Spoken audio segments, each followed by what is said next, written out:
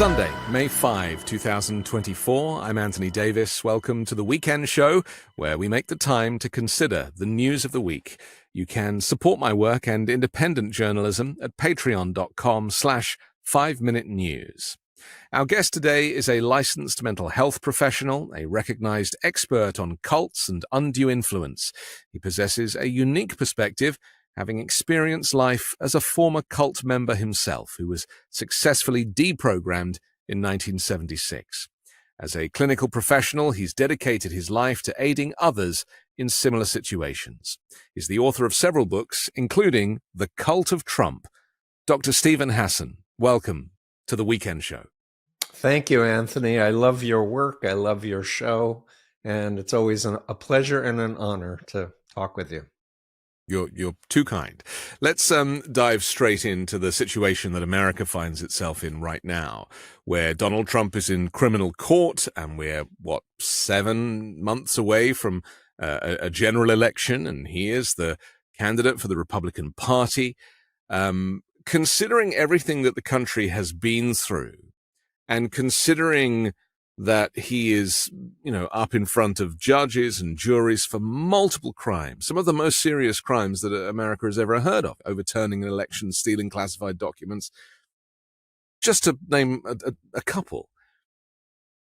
Are you surprised, as a mental health professional, that he is not just leading in the polls, but is even considered as the candidate as the next Republican president?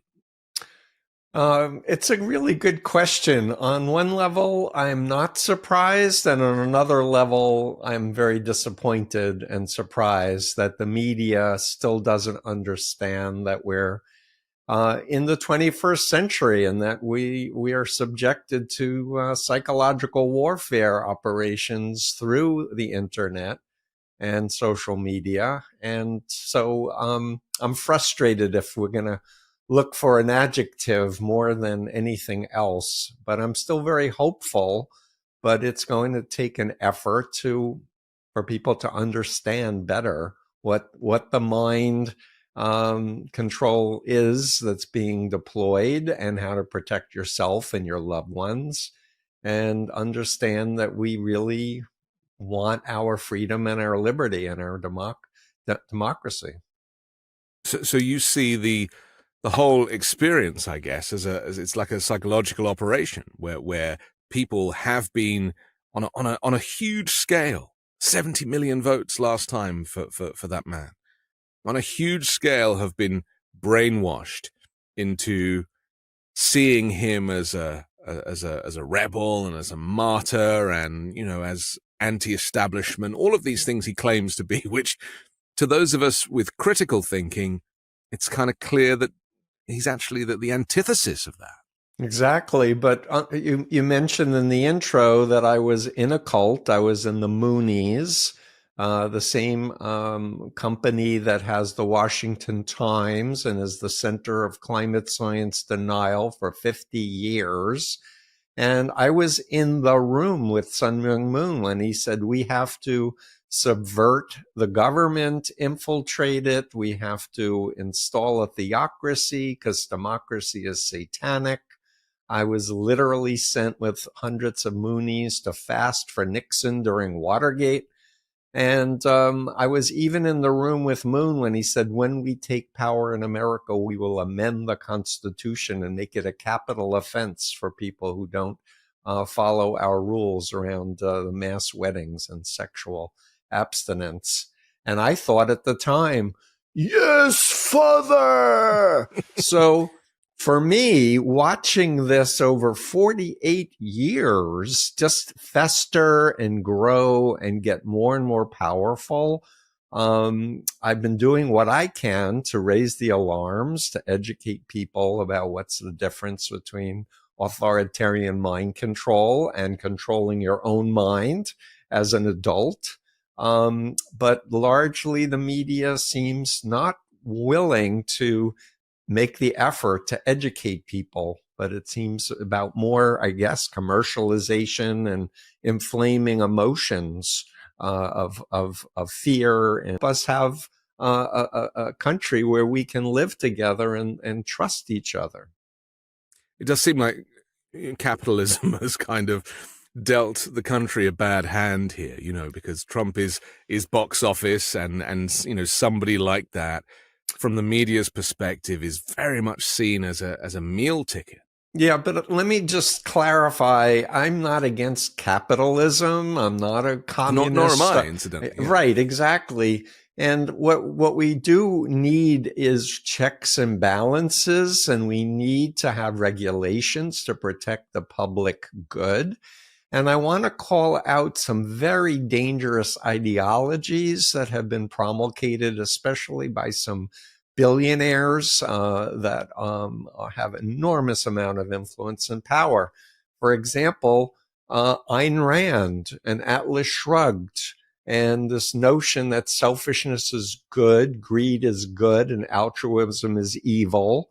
This incorrect notion of social Darwinism, whoever has more money or has higher status is a better person, which is ridiculous and nonsensical. But so many people have been programmed to think that to be an influencer is the highest thing you can do as a career, instead of being a good person and contributing to your friends, your family, your community, to the country, and to the global environment. But is that a uniquely American story baked into the American dream, where success is measured by wealth? Well, so in the cult of Trump, I went back to Edward Bernays' 1928 book, Propaganda, and Bernays was the nephew of Sigmund Freud. He was the first person to connect business and psychology and politics and psychology, did the first presidential campaign. And his insight, which Goebbels of Hitler's Nazi regime tried to hire him, but copied everything. His insight was, you don't sell people goods, you sell them the needs for goods. And the principal technique with marketing is make people feel deficient. Their body's not the right size, their color isn't good, your house smells, or whatever. So it's this horrible misuse of psychology. Instead of informing people to grow up and become adults and contributing members of society, to feel like you're never good enough. And if you just got that car or that watch, or you just got that award, then you'll be valuable. And that's not how it works with human beings. We're valuable because we're special and unique, and that we have integrity and honesty and compassion, kindness, ultimately, right? And compassion, exactly. Yeah. The golden rule: don't do to others what you don't want done to you. Right.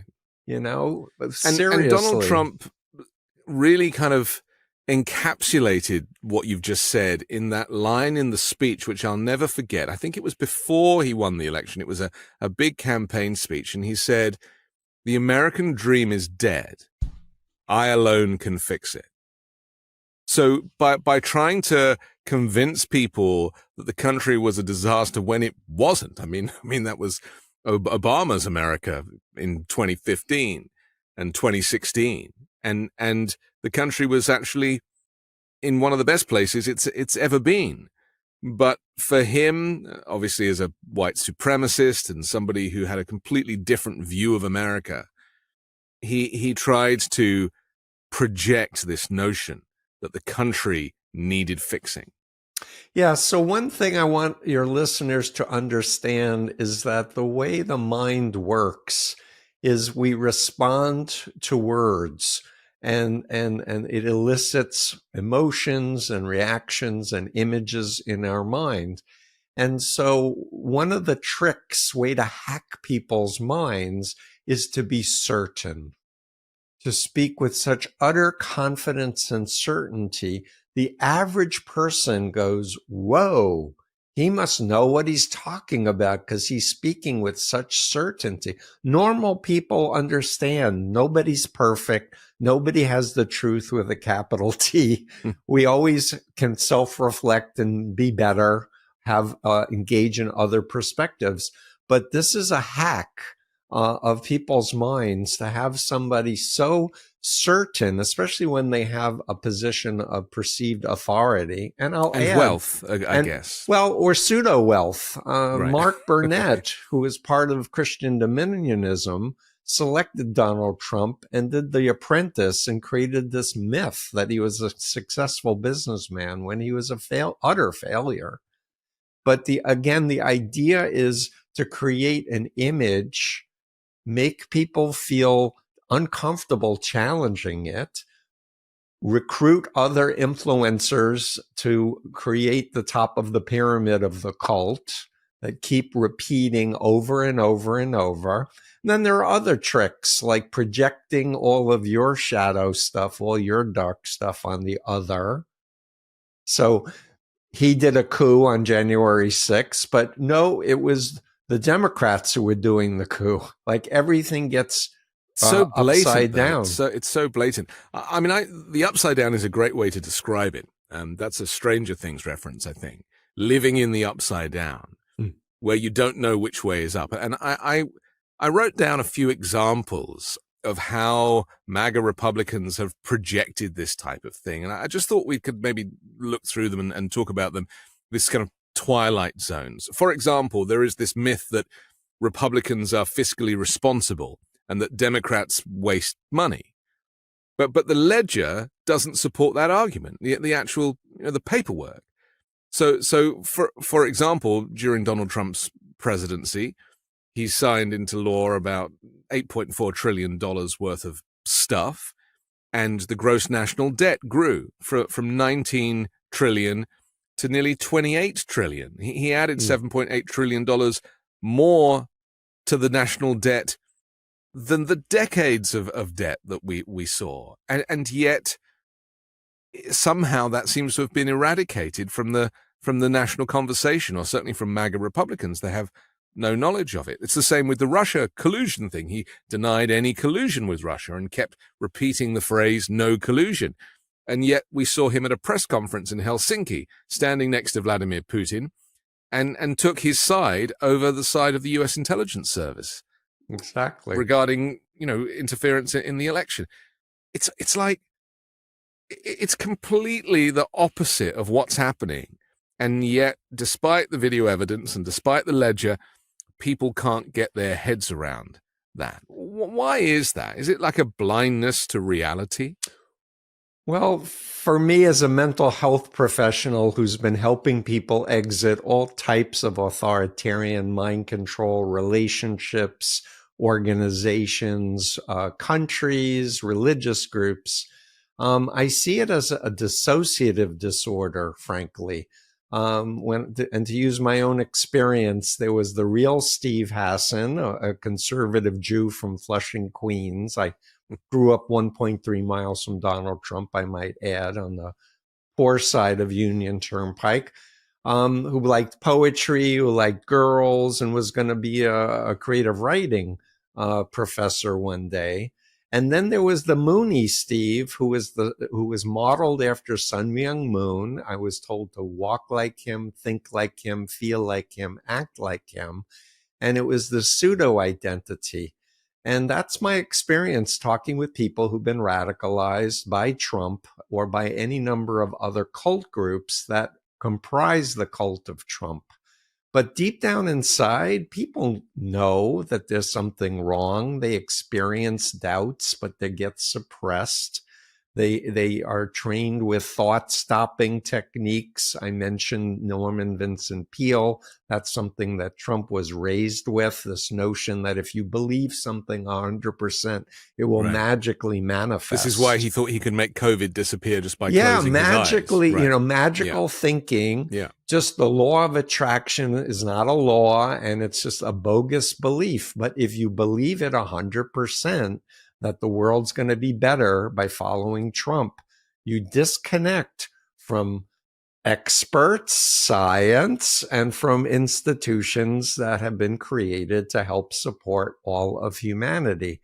And what I just mentioned, I learned from a former naval intelligence officer who did his political dissertation at Stanford on fourth generation psychological warfare, Anthony. And this was first explicated in the 80s by a guy named William Lind, who met with Trump in the White House when he was there, who paired with the Christian right, Paul Weyrich. It's a way of disorienting, distrusting, creating uncertainty in order to program people to be ready to accept a fascist or an authoritarian. It's so interesting because, some of us look at Trump and we're like, he's too dumb to be able to manipulate anybody or anything.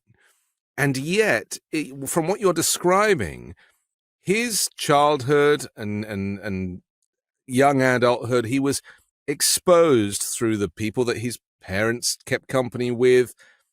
Roy Cohn, we know about, that the types of people who were influencing him throughout. And because he never lived in reality, he lived in a gilded mansion with a gold toilet, but he never really understood the everyman or the working poor, especially the people he claims to represent. I mean, my favorite moments are when he's on rallies and he says, when you go to the grocery store, you have to show ID to buy your groceries. And it shows a complete lack of understanding of reality and what normal life is like for everybody else. Yeah, exactly. What I want to also share with your listeners is that there's a profile for cult leaders, destructive cult leaders. It's called malignant narcissism. It was that term was created by Erich Fromm, who was a survivor of the Holocaust. And I would just want to read off quickly, Anthony, the characteristics, because if you understand these are the characteristics of a malignant narcissist, you will protect yourself from 80 to 90% of every bad actor you'll ever meet in your life. So and I have a list of this on my freedomofmind.com website. Grandiose, self-centered behavior. Fantasies of power, success, or attractiveness. Check. Need for praise and admiration. Sense of entitlement.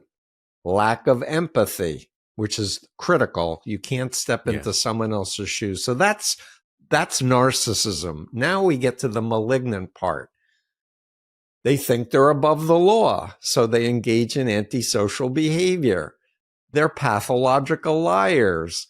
They're interpersonally exploitative. They're sadistic. They're harassing and silencing. They have a tendency for violence and paranoia and an inability to trust friends and subordinates. And when I was first asked to write The Cult of Trump, I declined. I was like, I'm a mental health professional. I don't want to get into politics. But I knew growing up in Queens that Trump was a malignant narcissist. I couldn't not see that. So that was the basis for me accepting the task to write the book. What I didn't understand is that there were actual authoritarian cults that were manipulating Trump and using Trump and who were bringing millions of their base to follow Trump. And so the book stands. It's totally validated 5 years later. People read it and are like, holy mackerel, Steve, you really nailed it. And I was like, yeah, I even said if he wasn't reelected in 2020, there'd be violence. And I quoted Jim Jones and his ordering an assassination of Representative Leo Ryan when he went down to Guyana. The thing about cults is they're very predictable, Anthony. And with the cult of Trump, he's telling us what he's going to do. Right. And so what I want to say is, I'm sure you have a large listenership who are already convinced that Trump's bad news and they're not going to vote for him. But what I want to really reach out to your audience and say, we can be doing better to reach out to the middle of America and to the believers who are still trapped in the mind control. And there are ex-members who are coming out and sharing their experiences. We need to do this way more to destigmatize it, because I can tell you, when I got out of the Moonies, I was embarrassed. I was ashamed. People were like, what was wrong with you? Are you a weak person, a stupid person, an uneducated person? It's like, no, I was an extra honor student from a stable family, loving family with clear values and goals. But they exploited your vulnerabilities. Yeah, my girlfriend dumped me, and 3 women flirted with me, lied to me. And that's another key thing. Outright lying, withholding vital information, or distorting information are the 3 weapons of information control that cults use to recruit. And cults don't say everything that's a lie. They have a lot of truthful kernels in there, especially if they can clever, isn't it? target you. And as a Moonie, and then we're going back to 74, I was told to think about people as thinkers, feelers, doers, or believers. And as I'm talking with them, this was way before you could buy people's data on the dark web. So now things are AI'd with psychological warfare. But back then, it was very much, you had to ask questions, find out what made the person tick, what motivated them, and then cater to that, but feed them incrementally. So I didn't know they thought Moon was the Messiah for months. People don't realize it wasn't like I had a lecture. Oh yeah, the Messiah is 10 times greater than Jesus, is in Korea, and he's a fat Korean billionaire. No, I never would have joined. It's the mass scale of the brainwashing that I think people struggle with, right? So what was the maximum number of Moonies at any one time? How many people did they get to? The Moonies started in Korea. Then they went to Japan and the United States. I was one of the first that was really recruited in the United States. But it wasn't 70 million. No, they had a few hundred Moonies before me. I'd say max in the US, it was maybe 30,000 total. So this concept of it being scalable, like brainwashing being scalable to the point, because the argument that a lot of MAGA Republicans are saying, and I have a friend who, is very much in the cult, who told me that, Joe Biden is going to step down and Kamala Harris is going to become the president, and then Gavin Newsom's going to be the vice president, and they're going to pardon Biden for all of his crimes. And I was like, what crimes? Like, there are no charges against him. They tried to impeach him and they had to drop the impeachment because there was zero evidence. And still they are completely convinced that, this is a whole conspiracy and that they know. And they feel this sense of authority that, no, we know what's really going on. And, I don't say anything because I don't want to get into an altercation, but I recognize that it's going to take a whole lot more time than one conversation to deprogram them. Yeah, no, it's more than one thing, but it's going to require learning how to listen, how to be curious, how to ask questions. But I just need to comment on what you just said, because as you were speaking, I was remembering Supreme Court Justices Clarence Thomas's wife, Ginny, yes, who was texting Mark Meadows, and we know that Denver Riggleman was brought in by the January 6th committee to decrypt his phone, and she was talking about Biden being sent to Gitmo for all of his crimes. Right. So this is not new stuff, but the thing is, with active measures is the term the Russians use for psychological warfare. And they have tens of thousands of full-time soldiers on the internet using data, because we have no privacy data protection in the United States, and using very advanced algorithms to make people more extreme, either on the progressive left or on the right. and to turn people against each other and towards identity politics. Right. So we're seeing this in universities at the moment, where with people clashing over their support of Israel over the Palestinians. It smells to me like I'm like, this doesn't make sense. This has happened in such a way. There seems to be a lack of critical thinking about how America can intervene or not. And actually this idea of people taking sides and actually being physical with each other has got to have come from somewhere.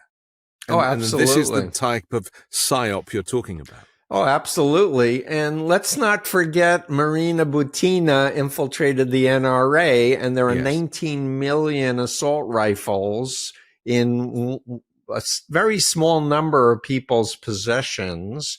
And my former cult, Moon died, the big guy. The two sons are in Pennsylvania, and they call the mother, who paid, by the way, Trump $2.5 million to endorse the Moonies a few weeks after January 6th. But these two guys in Pennsylvania who claim the mother is satanic now, one has a gun cult called the Rod of Iron Ministries, and they have training compounds. And he says that God wants us to have an assault rifle. He claims the Rod of Iron in Revelation is an AR-15 that his brother happens to make in a factory. That's right. They manufacture, don't they? Yeah. And they have two training compounds, one in Tennessee and one near Waco, Texas. And they're training using vets for civil war. And I keep saying, hey, I hope law enforcement is understanding they're recruiting Americans not to follow Moon as the Messiah, even though this creepy kid of Sun Myung Moon, who I actually knew when I was in the cult, he was a little tot at the time. He claims he already has a new constitution they're going to put in place when they take over the United States of America. Sounds familiar, doesn't it? But that's what I'm trying to say. This is an old playbook, except it's been ramped up with 21st century technology. Right. And people need to understand cell phones and being on the internet. These are tools for us. We're not to be toys of the technology or the people controlling the technology. So we're giving ourselves to them effectively, but by using social media, whether it be Facebook or any of these sites that are taking your data. Nobody goes into the settings and reads the privacy thing, which is hundreds of pages long. They just click accept and off they go. And, with that comes a kind of warfare, like a kind of cold warfare. Exactly. And we saw this in 2016 with the Kremlin interfering with the election, and that's where the phrase election interference was really coined for America. And it's ironic that Donald Trump is now using that same kind of phrase that we use to describe Russia to describe the court cases against him, and saying that it's Joe Biden trying to do election interference to prevent him from running. When you're raised in an authoritarian cult where you don't know what's normal and healthy, where you're not encouraged to question, where you're corporally punished, you have a mindset. And this is what Vladimir Putin was raised in, not to mention when he went to the KGB. And all those Russian emigres in Israel, they're still listening to Putin propaganda. And they're a big part of Netanyahu's base, who I did put in the cult of Trump. And I quoted him saying Trump was like a King Cyrus, a sinner, but God was going to use him. Well, that's what the Christian right uses to claim, well, he's not perfect. Yeah, he's paid off a porn star so that he could, get elected. But wait a minute here. There's methodology here. And so for me, Anthony, my life work is to say, hello, this is real. We need to update the law, which is why I did my doctoral dissertation using trafficking law, fraud, force, or coercion. This is international law against slavery. Well, I'm saying if you use the bite model, it not only explains pimps and traffickers, it explains authoritarian regimes like China and Russia, and like New Apostolic Reformation and Christian Dominionism and Nazi groups and Ku Klux Klan, all of these groups. And so, for me, I was listening to your fantastic interview with Barbara McQuaid, and she was talking about if you can name it, you can claim it. If you understand the techniques, they lose their power over you. You go, oh, that's projection. Oh, that's just repetition of a lie. Oh, that's another element of malignant narcissism.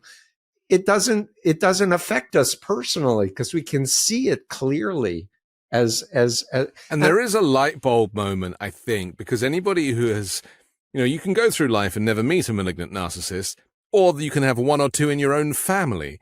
And, this is the thing. If you have experienced it, maybe a boss at work or a member of your own family, in my experience, once you identify that the illness is malignant narcissism and you check off all the boxes, as we did with your explanation for Donald Trump, you can almost breathe a sigh of relief and be like, that's what it is. And it is, there is a great sense of comfort in having knowledge and educating yourself in what's happening, because otherwise you're just, psychoeducation. I say we're needing to declare a public health emergency, right? Like we did with COVID, which was a real virus.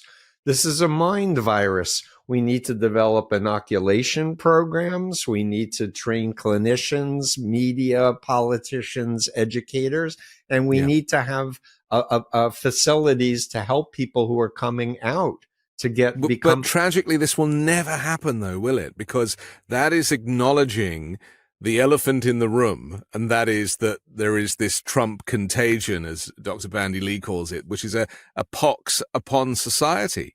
And nobody really, especially in the media and in politics, wants to acknowledge that Donald Trump has mental illness. Obviously there's a lot of talk about him having dementia or being senile or aging or whatever it might be. But the actual stuff that we're talking about today, barely any mention. Right. But I'm questioning corporate media and who's making the decisions, and are they paid off, or are they ideologically aligned, or are they just being blackmailed, which is another, American compromise and such. But I have to remain hopeful because there's no alternative to empower people to rise up, have hope, trust each other that we can outvote, have a supermajority, and maybe expand the Supreme Court. Vote Roe v. Wade into law and do other things that the extremes do not want to see happen. There's a lot to do. Maybe getting rid of the filibuster and things that are preventing the country from progressing to a point where it can actually have more than just those basic checks and balances, which for my money don't seem to work. Listen, we have to take a quick break, but sure. I want to come back and talk about this Time magazine article that was based on 2 Donald Trump interviews, which is utterly terrifying and has very much kind of set the internet on fire. That's next here on The Weekend Show.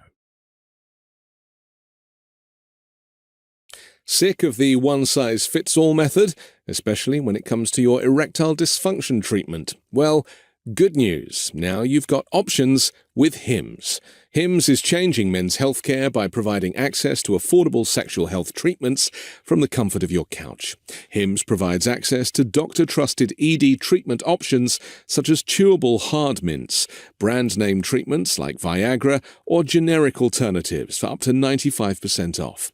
The process is simple and 100% online, no uncomfortable doctor's visits. Just answer a series of simple questions on their site, and a medical provider will determine the right treatment option. If prescribed, your medication ships directly to you for free. No insurance is needed. If ED is getting you down, it's time to join the hundreds of thousands of trusted Hims subscribers and get treated. Start your free online visit today at hims.com/weekend. That's HIMS.com/weekend for your personalized ED treatment options. hims.com/weekend. Hard mints are chewable compounded products which are not approved by or verified for safety or effectiveness by the FDA. Prescriptions require an online consultation with a healthcare provider who will determine if appropriate. Restrictions apply. See website for details and important safety information. Subscription required. Prices vary based on product and subscription plan. I'm excited to tell you about Moink. That's Moo plus Oink. Moink is a meat subscription box company on a mission to fight for the family farm. They're located in rural America, run by an 8th-generation female farmer. Their animals are raised humanely, their employees are paid a living wage, and the quality of their product is better than anything you'll find in a store. Moink delivers grass-fed and grass-finished beef and lamb, pastured pork and chicken, and sustainable wild-caught Alaskan salmon straight to your door. I've received one of these boxes and I can verify that the quality of the food was excellent and it tasted delicious too. Keep American farming going by signing up at moinkbox.com/weekend now, and listeners of this show get free bacon for a year. That's 1 year of the best bacon you'll ever taste, but for a limited time. Spelled MOINK box.com/weekend. That's moinkbox.com/weekend. We're back with Dr. Steven Hassan here on The Weekend Show. I'm Anthony Davis. Eric Cortellisa in the Time magazine created or based on 2 interviews, created an article which has been a really fascinating read. It's long. It'll take you about half an hour to read it. But what emerged in these 2 interviews with Donald Trump, considering he's not really giving interviews to anybody other than far right and right wing news channels, and conversations with more than a dozen of his closest advisors and confidants, were the outlines of what the magazine calls an imperial presidency that would reshape America and its role in the world.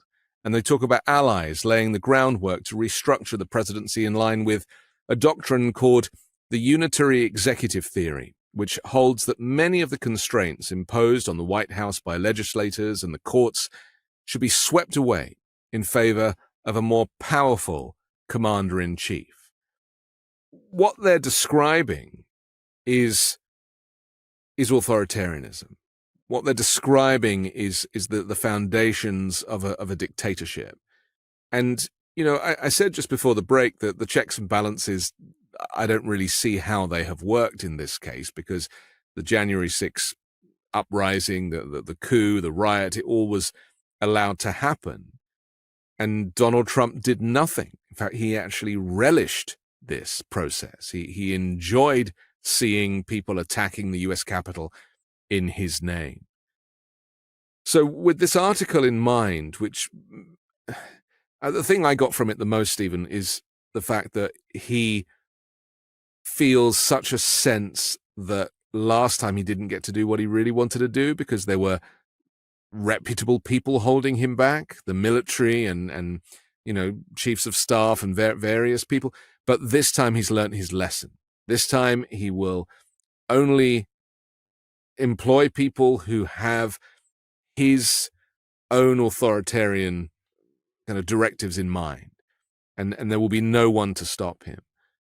How do we process that as civil citizens of this country?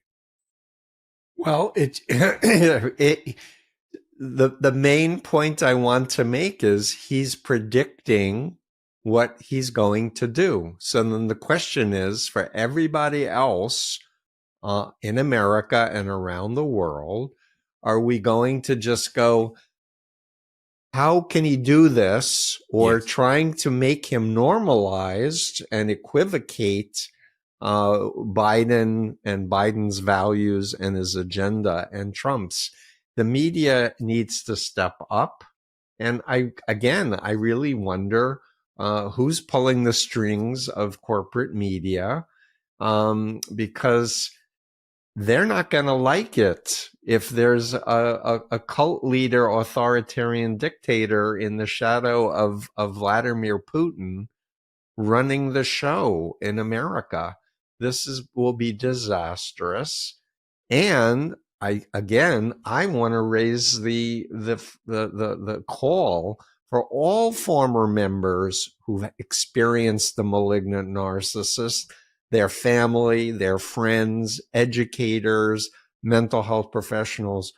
And we need to have a plan, not just a plan between now and November, but a 10-year plan for how we're going to have a positive vision of the United States where we live up aspirationally to our goals and values. And I don't think most Americans, unless they've done a lot of world travel, I have, they don't understand how many people are looking at us going, we need America, and what are you people doing over there? Like, Yes. How can you allow this to happen? Well, NATO is panicking right now, and they're having to ask NATO member countries to actually restock their military supplies, and they're moving bases around, they're moving equipment around, they are preparing for Trump's America with which would effectively withdraw from NATO, which is Vladimir Putin's want, but also economically as well. America sneezes, the world catches a cold. Yeah. So I'm going to add one more dimension that Ian Bremmer helped me understand, and that is that we now live in a world where there are global corporations who have this ability to influence 1 billion people, 2 billion people. And they don't want regulations. They want to make profit. They want to have things their way. And they're not putting themselves in the shoes of the common person looking after things. And I want to cite Jonathan Haidt, the social psychologist, has a brand new book out called The Anxiety Generation. There's overwhelming data now internationally that young people are experiencing record levels of depression, anxiety, suicidality, eating disorders, sexual dysfunction, gender dysmorphia because of the internet and because of social media activities. But the social media giants, they're like, yeah, we need regulations. If they don't want it, I think Facebook has 15 or 1,800 full-time lobbyists in Washington who make their money by wining and dining and influencing politicians. So I think we start to need to think bigger about planetary survival and think about our children and our great-grandchildren and our great-great-grandchildren. That's how it used to be. People made sacrifices to make their children's lives better. Like, this was part of the human experience. Yes. And it's not selfishness is good, greed is good, altruism is evil. It's not believe it and it will magically come into reality. Or these are the last days, so it doesn't matter what ecological destruction is done because God's going to magically remake the earth. These are all magical thinking kinds of things. I mean, I'm a believer in God, but I'm believing a God of love and of truth and honesty, and be kind to strangers, like the Abrahamic, traditions. Keep your flaps of your tent open, so if somebody's thirsty or needs shade, they can come and be your guest. Like, let's cultivate that mentality. We can do it. What's frightening to me, though, is that the things that Donald Trump outlines in this Time interview for example, to carry out a deportation operation designed to remove more than 11 million people from the country, and building migrant detention camps and deploying the US military at the border and inland, and letting states monitor women's pregnancies and prosecuting people who violate abortion bans. MAGA Republicans, for each one of those items on that horrific list, have been like, yeah.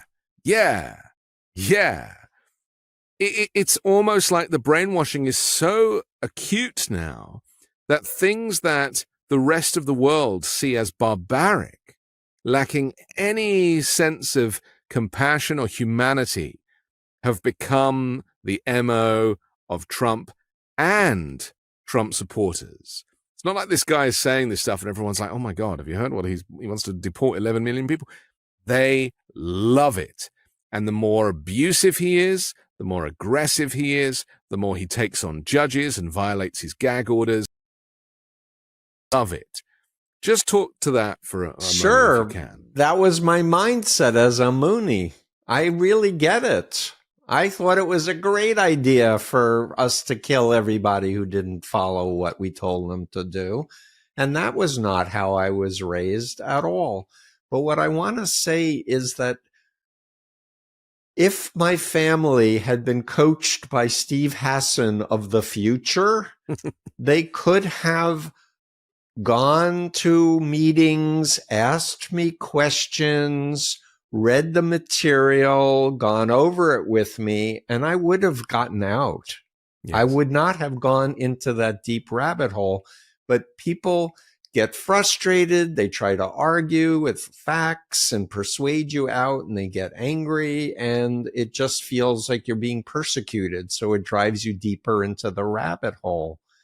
And so again, and I want to say this other thing, what helped me get deprogrammed after my near fatal van crash that happened in 1976 from sleep exhaustion was I was so programmed to believe Moon was God's agent on earth and that Satan was the God of this earth and that there would be World War III. And so when the deprogrammers, who were ex-Moonies, said, are you interested in learning about Chinese communist brainwashing models? I was all in. Yes, I would like to know what Satan does. And they shared with me Robert J. Lifton's 1961 book, Chapter 22, his 8 criteria to know whether you've been brainwashed or not. And we went over all 8. And the Moonies did all 8. And all I felt at the end of that was, that's odd, because we're God and they're Satan. I wasn't quite open yet. I didn't have my moment of realization. That happened the next day when I wasn't told, Moon's a liar, Steve. No, they handed me one of Moon's speeches printed by the group. I knew the speech. They handed it to me. They said, just read this and tell us what you think. And for the first time in 2.5 years, I'm listening, I'm reading the words, and I had over 100 meetings with Moon in person. So I was not just a regular rank and file member. I'm reading him talking to congressmen and senators about how much respect he has for Americans and how surprised he is that any American could imagine a Korean brainwashing American youth. How ridiculous. His answer is no. Your answer is no. And I had the first critical thought. I said, what a liar. And as soon as because I had heard Moon talk about how stupid Americans were and how we needed to be brainwashed and how the Koreans were the master race. But as soon as I thought, what a liar, then I was like, if he's a liar, he's not a man of God. Because we teach that God is a God of truth. If he's a liar, that means he's not trustworthy. What have I been doing for the last right? And I cried for 3 hours, Anthony, because the real me had been experiencing all of these abuse, and I just was trained to do thought stopping. I had phobias put in my mind. You were suppressing the real you in order to facilitate their methodology and their programming. Exactly. But the key thing is, if people had understood what I've learned just through trial and error over 48 years, is with rapport and trust, you ask people to go back before they got recruited and indoctrinated. Tell me about yourself. What were your goals? Right. Oh, you wrote poetry. Who was your favorite poet? Let's read that poem again. to re-anchor into your real self, and then the identity, the authentic identity. Yes, exactly. Yeah. And then walk me through what you first thought when those women approached you at the cafeteria in Queens College. I was like, well, my girlfriend just dumped me. I said, these women were cute. They were flirting with me. Maybe I'll get lucky. They lied to me saying they were students. They weren't. They said they weren't part of any group. They were. But just to remember that the beginning was a deception. I tell everybody, look, if something is legitimate, it stands up to scrutiny. You should feel very comfortable asking direct questions, yes, and going to other sources to challenge whether or not they're being honest. Can I ask you, because last week, we saw a moment maybe of this. So the Speaker of the House currently, Mike Johnson, a far-right Christian nationalist insurrectionist who is not popular with either side, it seems, suddenly had a change of heart about the funding for Ukraine, and also there was additional funding attached as well, including for Israel. And he went into a skiff. I think this was kind of what happened behind the scenes. He basically got taken into one of these secure environments where he was shown, whether it was video footage, I don't know, or he was given the facts by the intelligence services about what was going on in Ukraine and the decimation of much of Ukraine, and how Ukraine was very much really about to lose this war by nature of the fact that, the funding had been cut for so many months now. And he almost came out a different person. Like, he was deprogrammed through the visual materials that he was exposed to, and the honesty by, I presume, the military and senior generals.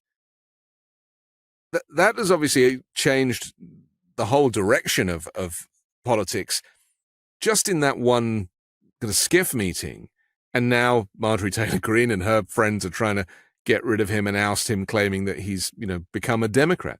I mean, is it the case, do you think, with somebody like him who is, devoted to the Bible? He's said quite openly, if you want to know my views, just read the Bible. He's also vehemently anti-gay and has some very extreme views on abortion and yep. But do you think that in that moment last week, maybe he had I was going to say a come to Jesus moment, but it's actually not that at all, is it? Well, I think I heard him describe that he wanted to be on the right side of history. And with people who enter politics, usually they have a pretty healthy ego, and they like to be special and to have extra power and such. But I also seem to remember his son is entering the military. And I can't help but wonder if that wasn't a part of his calculation. But in the end, I really do believe fundamentally people are good people. Yeah, me too. And I want to just come back for one more second, if I may, as a mental health professional. People are not born cult leaders. The latest understanding is it's a lack of secure attachment in the first few years of infancy that causes an infant to not have a healthy sense of self, to feel like they're special and they're truly loved and taken care of. And so they grow up to adulthood compensating for that lack of love, that hole in their soul. And the thing is when you're around someone like a Donald Trump, you know that you can't trust him. He'll turn on you in a moment. He'll lie about you. He'll be your best friend one moment and your enemy the next moment. And people in the MAGA cult world know, because people have left it, that everyone turns on you. Just like if you leave the Moonies or Scientology or any number of other destructive cults, it's a formula. These are not really your friends because your alliance is to the group and to the leader and to the ideology, not to your conscience. Is that why that it seems that it's not just the supporters that are in the cult of Trump, but it's also the Republican leadership that are in the cult of Trump? and that we should see people like the Freedom Caucus members, in fact, most of them, because let's be honest, most Republicans in Congress and in the Senate have never stood up to Donald Trump. A few of them are leaving and not seeking re-election, which is a pretty cowardly way to step away from the story. But ultimately, the cult goes way beyond just the MAGA hat, merchandise wearing fans, and actually is embedded in the leadership now. This is what Trump has been able to do, and also in the judiciary, in the Supreme Court, where he has also brainwashed. I mean, if you read what Samuel Alito was saying, about immunity, I mean, this is a terrifying place for America to find itself in. So I want to add a point that I think the public needs to understand. Charles Koch of the Koch corporate empire, the second largest private corporation in the United States, father was a John Bircher, has been setting up think tanks for decades. He's funding, that's my understanding, the free speech movement on college campuses. This libertarian corporate cult. I actually interviewed Anthony, a man who wrote Kochland, a book about the Koch corporate empire. And I read the book and I'm like, oh, you're describing a business cult, a corporate cult here. And even in the book, he talks about one of the employees who did an analysis decades ago saying, we don't need to keep going with fossil fuels. We really could pivot and be very healthy as a corporation. And he was kicked out because they believe that you should not have government regulation. It should be libertarian, freestyle.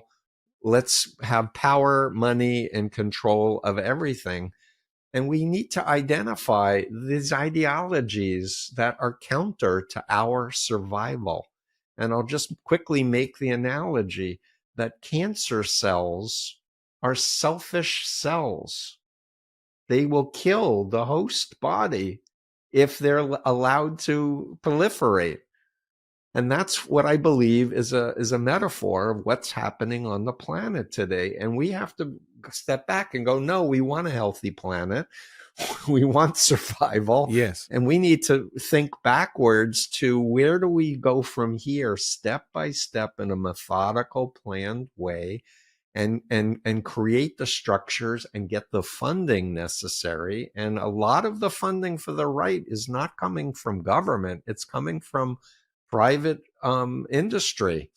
And if anyone's listening who has means, there's a path out of this mess. But in a sense, I'm going to now make a plug for my work. It's like we need to deprogram all of the authoritarians around the world, including so the malignant Chinese. Narcissism is not just in political leaders, it's in business leaders.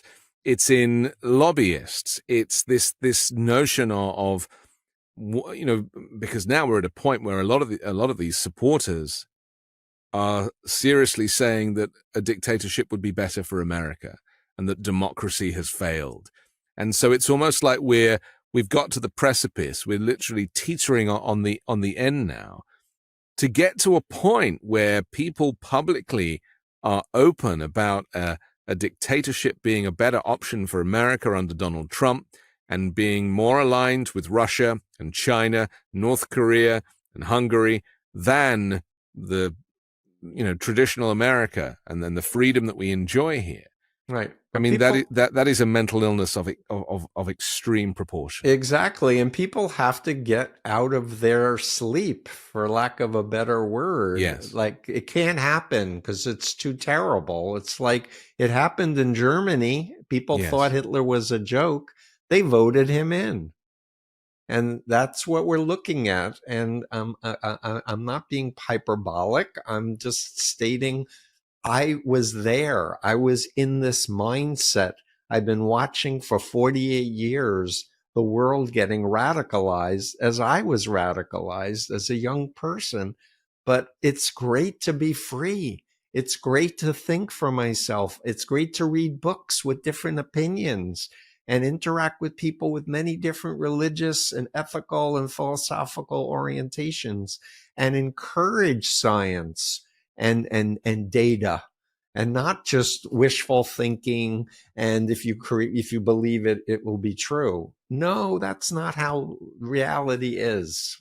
Okay, I have to take another quick break, but I want to come back and finish this conversation with Dr. Steven Hassan next. Have you ever wished that you had a whiter and brighter smile? Well, before you visit a dentist, you should know that their whitening treatments can be very expensive, and it's not just the price. You also have to book the appointment and schedule time away from work and family to sit in a dentist's office chair while undergoing the procedure. It's a hassle. Fortunately, now you can try Smile Actives at home or anywhere, anytime. Smile Actives offers a safe and affordable alternative to those expensive whitening procedures. I myself had a whitening procedure in the dentist chair several years ago. It was kind of painful, I didn't really enjoy it, and it didn't seem to last.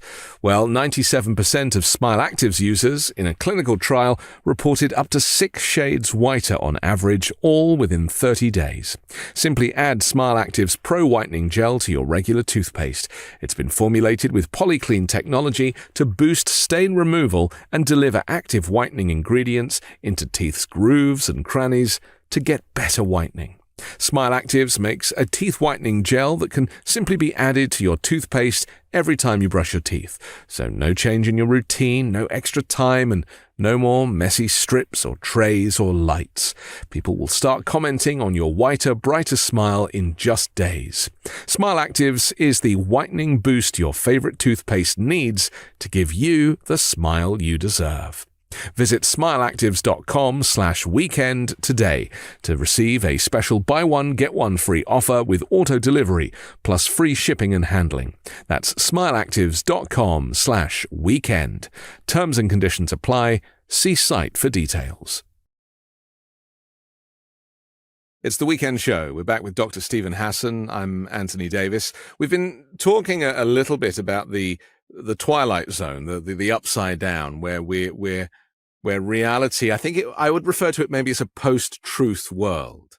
And that's a phrase that, there's been lots of phrases, especially since Kellyanne Conway coined the alternative facts phrase. And I was like, uh-oh, like the world has suddenly changed.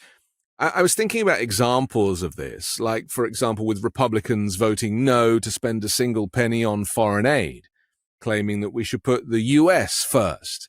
And then at the same time, they vote against any and every spending package for domestic issues, nothing for childcare or education or pregnant mothers or for infrastructure. And then when they do get a new bridge in their state, they're like, yay, that's my bridge. It's like, you voted against that. So there's a lot of contradiction that I don't think people really address. And finally, and this is the one I thought we could maybe end on, is this notion of Republicans claiming to be American-loving patriots who celebrate freedom and yet are voting to ban everything from books to abortion.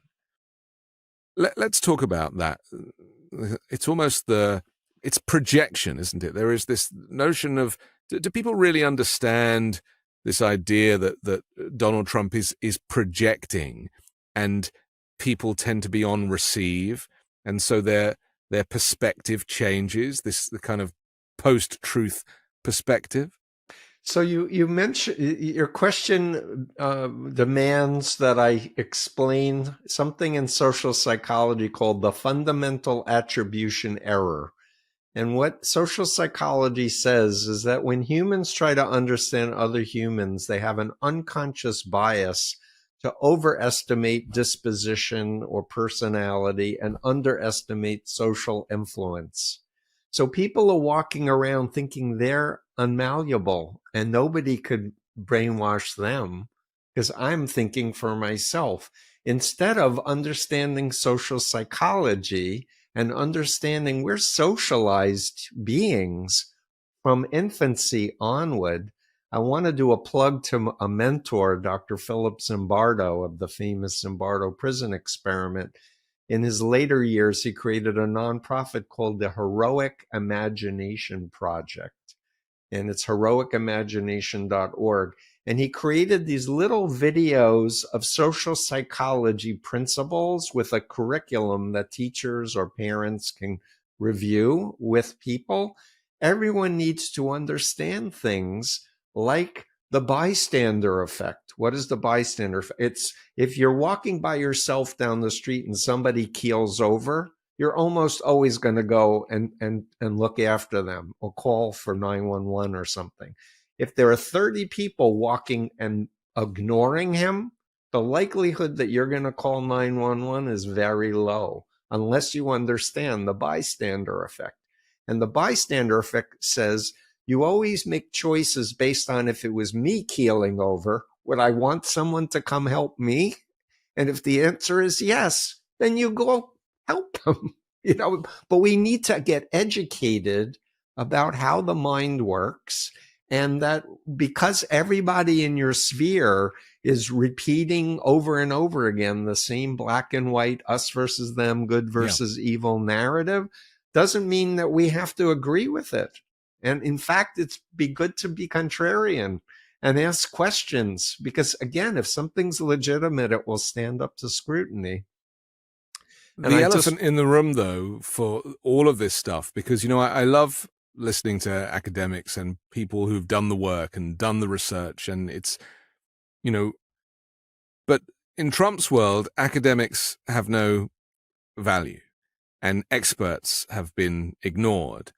I mean, just ask Dr. Anthony Fauci. That's the fourth generation warfare. Right. And so what we're asking of people, considering that Trump has very much reached these, what are called in America, low information voters. It's not a phrase I like particularly, but it's a reality that people are not well read on these subjects. They're working, they're busy, they don't have the time. They only really take interest in the election in maybe the last few weeks of the campaign.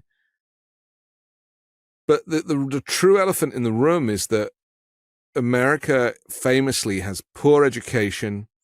There is large swathes of the country who are uneducated, who are not critical thinkers, who are easily influenced when it comes to, these types of, I don't know, people share memes. I mean, that's how a lot of this information is spread these days. Mm-hmm. And it's almost like we need to not just re-educate people on this subject, but people need a broader education about how the world works, let alone how America works. Because for me, having relocated 5,500 miles and grew up in Europe and seen different nations, and, I grew up in the UK, but I worked in Norway, and I was always in Paris and France and Spain and Italy, and seeing different systems of government, taking an interest. I mean, Sweden, I find fascinating at the moment. These systems are so different, these social democracies, so different to what we have here in the United States. And Trump's rhetoric is that's all communism, that's all fascism, that's all Marxism. And these words have no value anymore. People don't even remember the origins of these.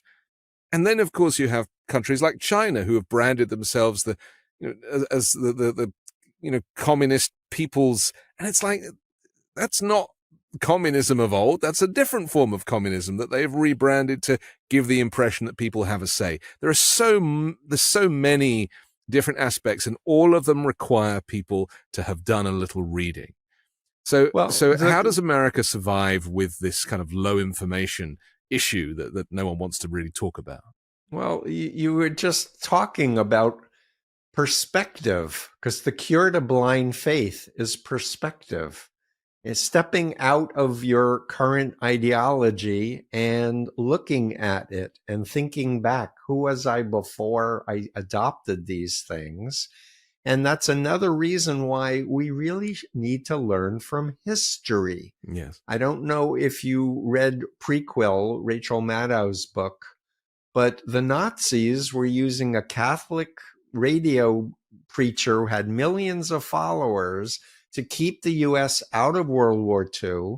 They had plans for a physical coup in 1940. So this is an old playbook of how Americans can be co-opted to stay out of Europe. That's none of their business. We should be America first.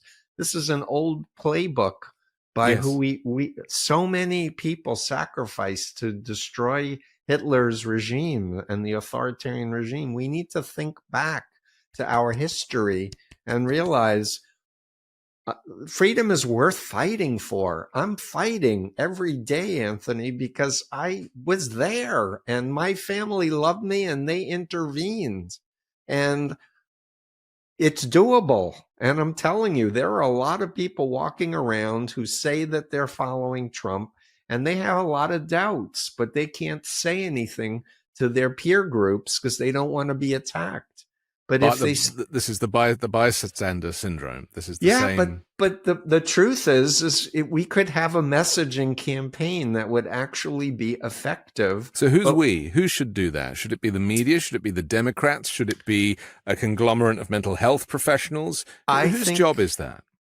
Well, I've been avoiding appealing to the Democrats to hire me because I want to be an NGO who's for human rights, who's for mental health. And I've been speaking out, defending some things that the right has claimed, because it's the right what I believe is the right thing to do, instead of just self-censoring and just playing to people who already accept and believe what I'm saying, that Trump's a danger.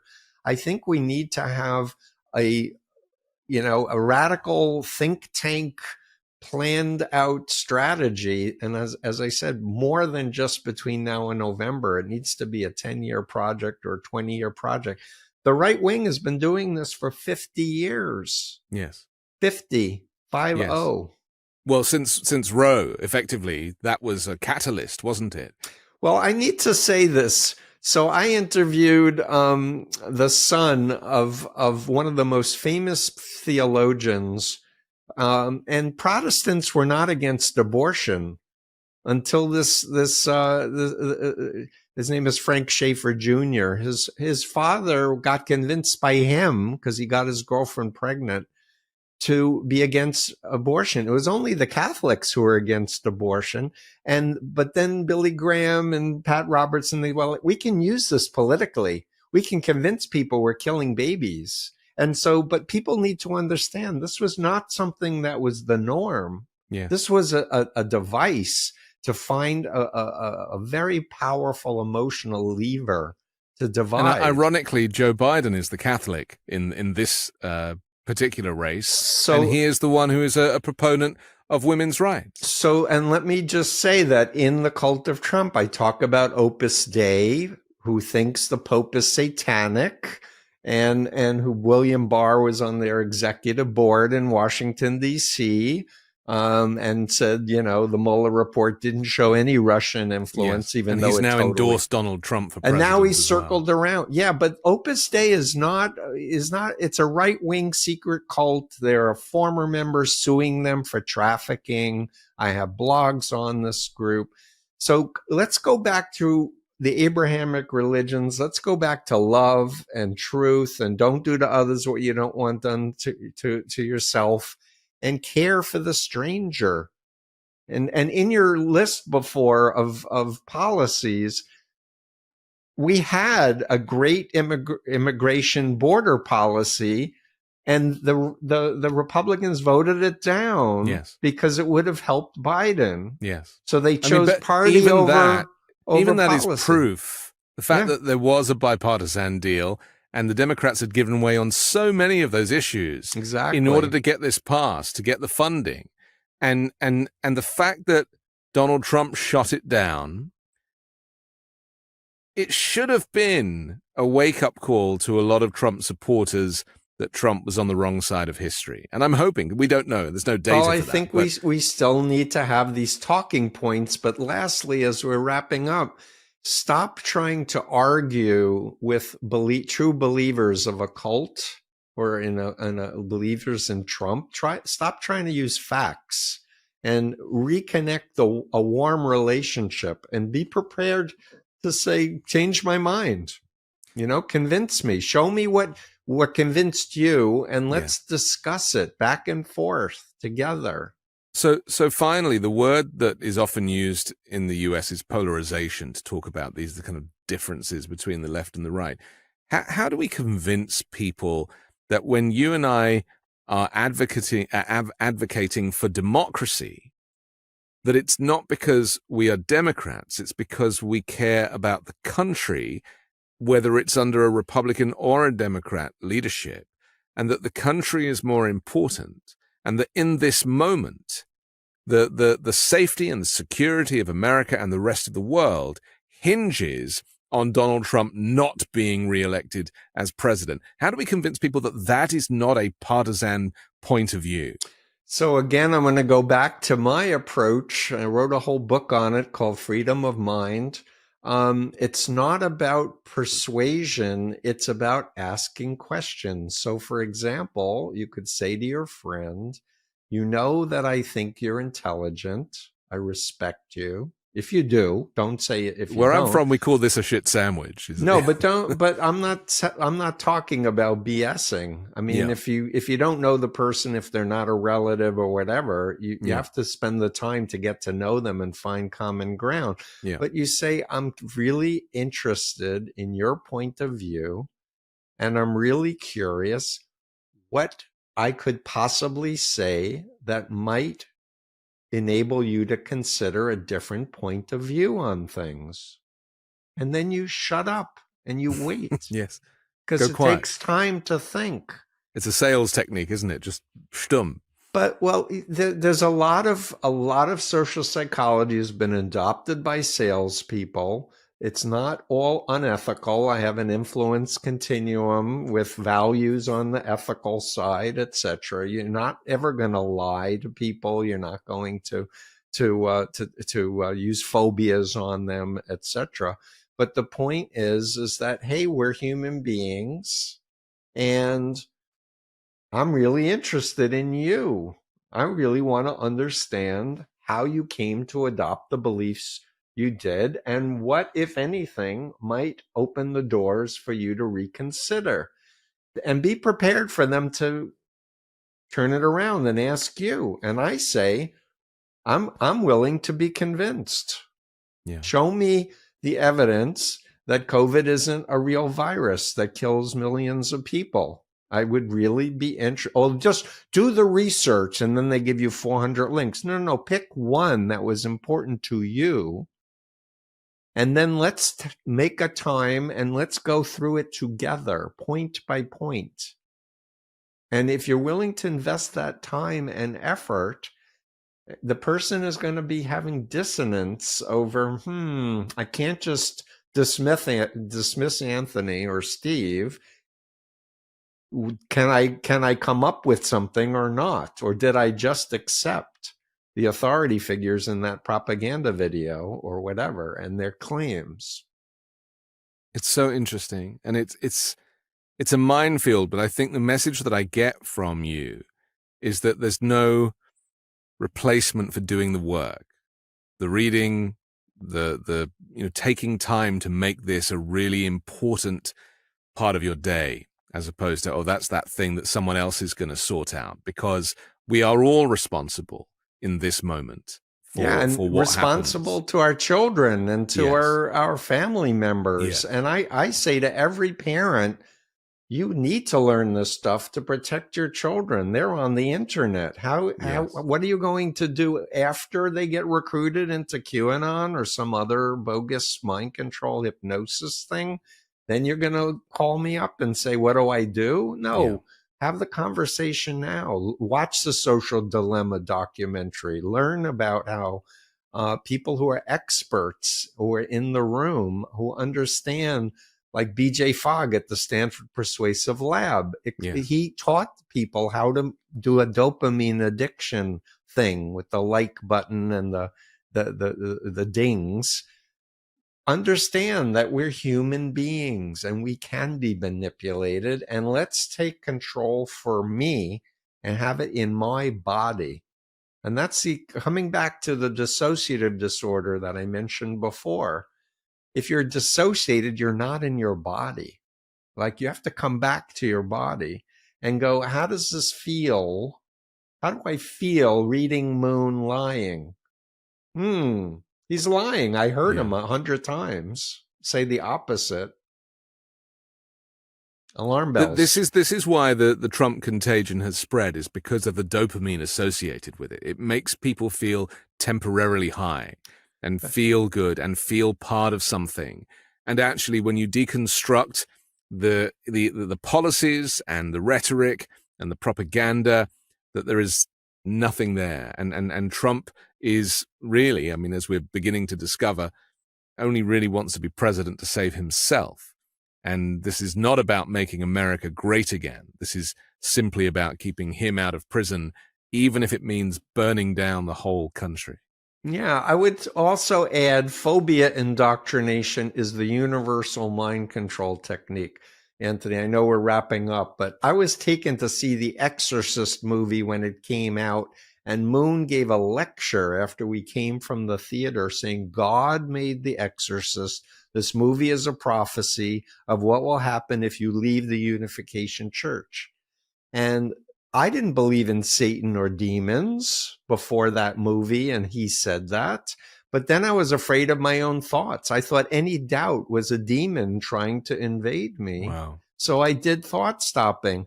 But phobias are the fastest mental illness to cure if you understand that the difference between a legitimate fear where there's actual danger and an irrational fear that was hypnotically implanted. Okay. We have to finish, but Dr. Steven Hassan, thank you very much. Thank you, Anthony. I'm Anthony Davis. Don't forget to support me and independent journalism at patreon.com/5Minute News. You can also catch me on the 5-Minute News YouTube channel and join me next week with a brand new special guest and more factual news to discuss on the 5-Minute News Weekend Show with Midas Touch.